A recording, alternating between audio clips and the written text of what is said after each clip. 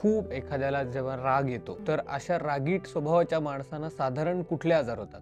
तर रागीट स्वभावामध्ये राग व्यक्त होतोय का राग आतमध्ये जातोय, दोन कॅरेक्टरिस्टिक्स आहेत. काही लोक सतत उठता बसतात चिडत असतात, त्यांना फारसा त्रास होत नाही, सॉरी टू से, कारण ते आपला राग व्यक्त करून मोकळे होत असतात. ती लोक 2 मिनिटात शांत पण होतात, कारण त्यांचा तो अँगर गेलेला असतो. तुम्ही अनुभवलं असेल की असे खूप बोलतात आणि नंतर म्हणतात सॉरी मी जरा जास्तच बोललो, पण त्यांची सिस्टीम म्हणणं ते गेलं ना. काही लोक असतात की सुप्त अवस्थेतला राग, म्हणजे रागीट तर आहे पण राग सांगताच येत नाही, त्यांना जास्त हानी होते.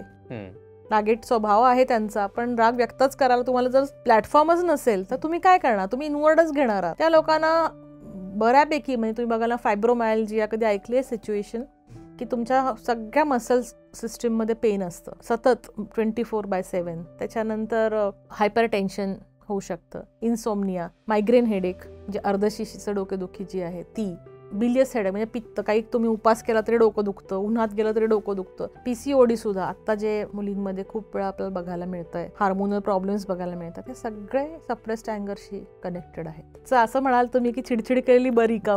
ह्याचा अर्थ असा अजिबात नाही की लोकांनी चिडचिड करावी आणि दुसऱ्याला दुखवावं, असं मी म्हणत नाही, पण तो एक स्वभावाचा भाग असतो.